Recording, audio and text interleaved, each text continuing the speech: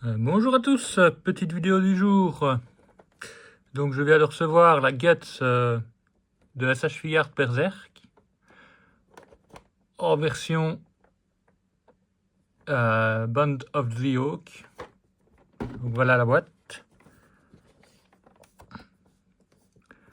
Assez chouette. Bon, après c'est des boîtes, maintenant on a l'habitude avec les Berserk, c'est des boîtes un petit peu hautes. La figurine dedans. Donc voilà, je vais vous la déballer.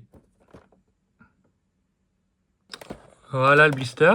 Donc sur le blister, on a la figurine, l'épée, la deuxième tête avec le casque, la petite dague, 4 têtes alternatives et 6 mains différentes.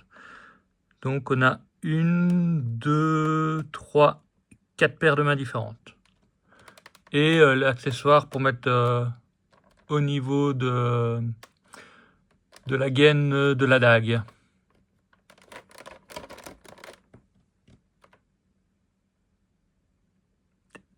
Et on a aussi, qui était attaché dans le dos, la cape.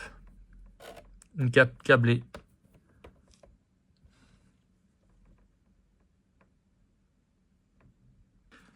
Maintenant, on va un petit peu voir comment est la figurine en elle-même. Donc voilà la figurine. Avec le fourreau pour sa grosse épée. Qui est plutôt une gaine qu'un fourreau ici, mais voilà. Donc on a au niveau des articulations double charnière au niveau du coude. On a au niveau de la hanche une articulation au niveau de la hanche, une double articulation au niveau du coude, une articulation au niveau de la cheville avant, arrière, et on peut la tourner vers l'intérieur ou l'extérieur. Évidemment, au niveau de l'épaule, on a une petite articulation papillon, assez petite, ici. Et on a la spalière qui peut descendre et monter. Articulation 180 degrés de la tête. Inclinaison bas et haut. Donc voilà, au niveau de la figurine, elle est basique. La tête, si elle se éclipser, elle tient quand même la tête. Donc voilà au niveau de la figurine. Au niveau des accessoires, donc on a l'épée.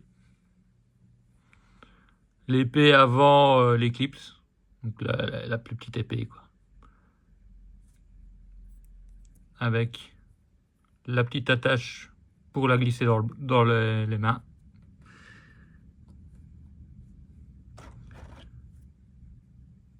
Le casque, où on pourra mettre les faceplates dessus.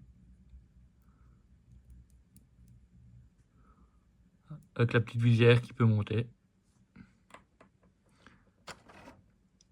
Là, je vais faire deux visières par deux faceplates par deux faceplates. Ici, on a les deux premières qui vont avec le casque. Donc on peut en mettre une, hein. On va mettre avec les dents. Hop, on lève la visière. On le clip simplement. Voilà. Et là, on peut voir. Et on peut baisser la visière.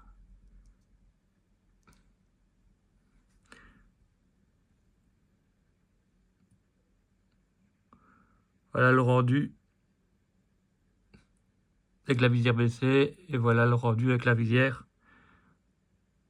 où il est décasqué. Pas décasqué, mais la visière est retirée. Je vais vous montrer les deux autres têtes. Si j'arrive à les sortir.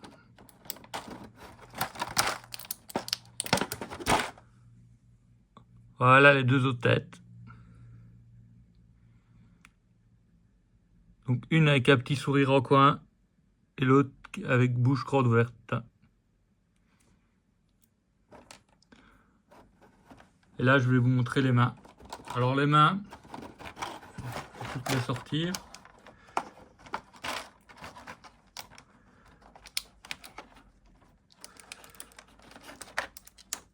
Voilà les mains.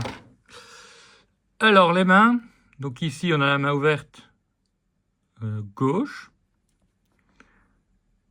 une main ouverte droite,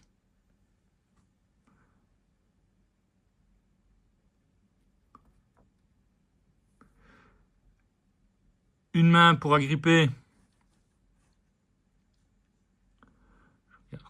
une main pour agripper droite, gauche, pardon, une main pour agripper droite, une main fermée droite et une main fermée gauche.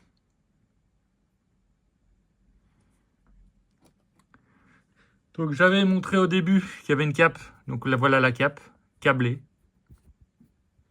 Un peu grande je dirais, mais bon, après elle est câblée en bas et sur les côtés, donc on peut faire ce qu'on veut.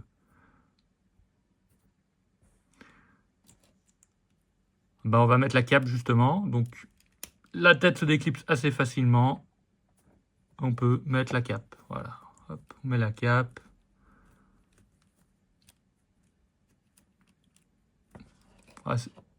Assez simple à mettre, hein. Il n'y a pas trop de problème pour la cape. Voilà, la cape est mise.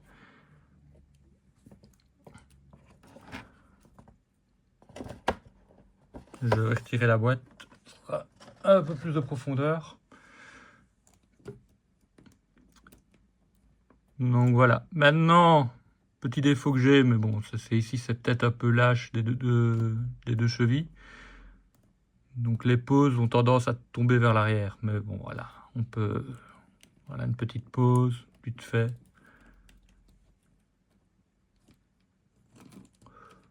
Alors on peut mettre l'épée.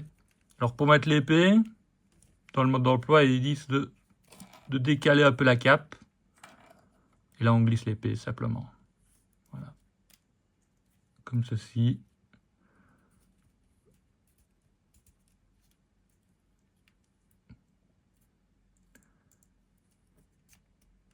Voilà, et donc l'épée est mise.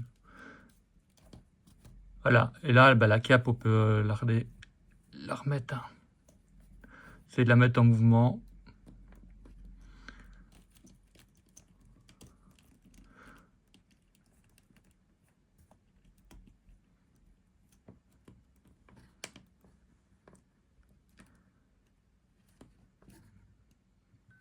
Voilà, là j'ai du mal à la faire tenir, elle part vers l'arrière.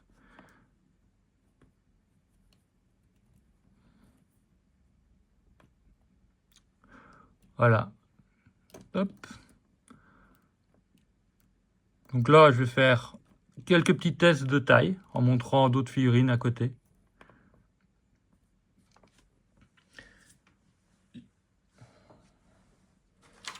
Voilà, je vais vous montrer avec le G.I. Joe à côté. Donc ici, on a le G.I. Joe.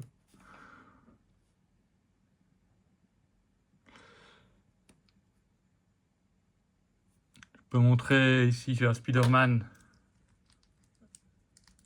Marvel Legends à côté. Donc on peut voir que les tailles sont un peu plus petites que du 1/12e, quoi. Mais bon, après, ça fait ça, si on veut faire du posing, la taille photo, c'est possible, quoi. Il n'y a pas trop de problème de taille. On va dire qu'on est sur un 1/12e, un 11e, quoi. Donc là, bah, je vais vous montrer maintenant bah, une autre pose avec évidemment une autre paire de bras. Donc ici, bah, voilà, on déclipse. C'est pas évident à les mettre. Une fois qu'on les a mis, ça va, mais les pecs sont toujours un peu plus petits sur les mains supplémentaires.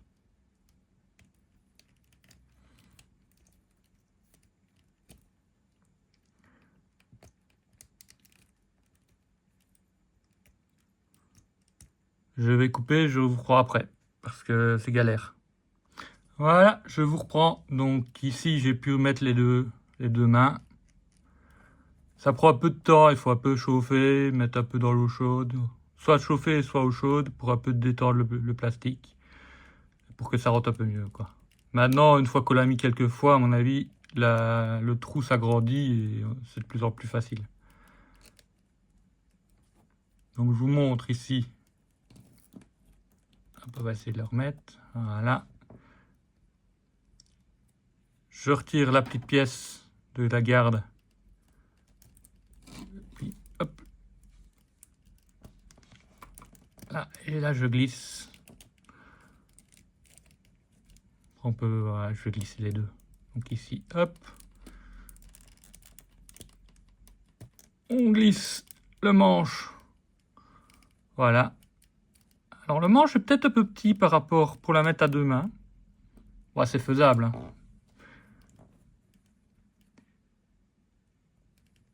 Et on remet le pommeau.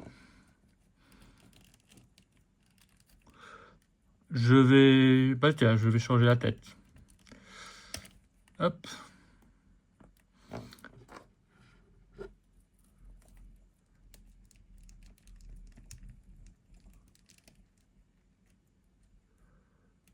Ah, pareil, ça c'est pas évident à le mettre.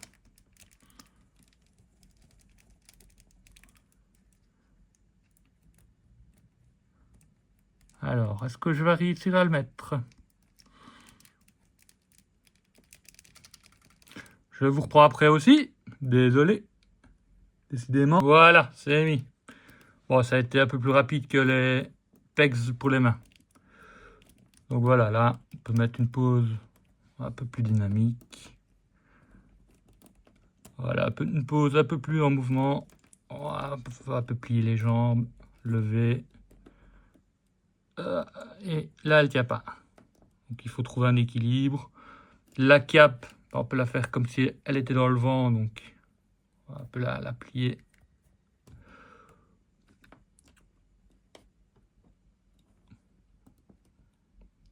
Ah, voilà, donc une petite pause, sympa. Après, on peut, voilà, on peut faire un peu ce qu'on veut. Voilà, je tire un petit peu. Ce qui est bien avec le fourreau, c'est qu'il peut quand même un peu faire appui et même contrepoids. Donc voilà, on arrive, voilà un peu, par exemple une pause. Après, je vais vous faire tourner en 360 degrés, mais voilà déjà ce qu'il y a moyen de faire. Donc voilà, chouette figurine, avec quelques petits défauts comme ici, bah, les spalières sont juste,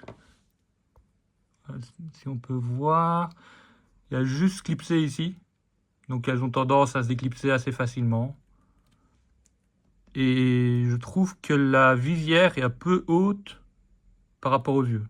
Après voilà, on peut le décaler. Basculer la visière vers l'arrière. Donc voilà.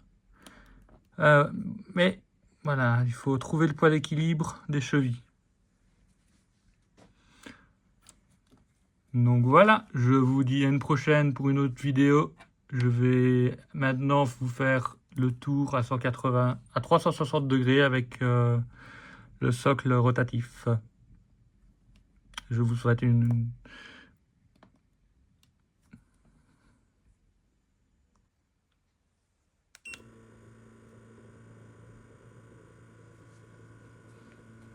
Donc voilà, là je la fais tourner à 360 degrés pour que vous voyez un petit peu mieux les détails. Donc voilà, très chouette figurine. Pose assez facile quand même. On voit que là elle tient quand même pas mal. Même si c'est pas évident de trouver le point d'équilibre, mais une fois qu'on l'a, bah ça reste stable. Je vais vous faire une deuxième pause. Je vous reprends tout de suite après une fois que la pause est faite. Voilà, je vous reprends avec une autre pause. Donc ici, j'ai mis l'épée un petit peu comme s'il allait frapper. Le petit sourire en coin. Et j'ai retiré la cape. Comme ça, vous pouvez voir, et il n'y a plus à le casque non plus.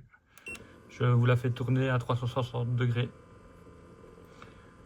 Comme ça, vous voyez un peu mieux les détails de l'armure sur la cape.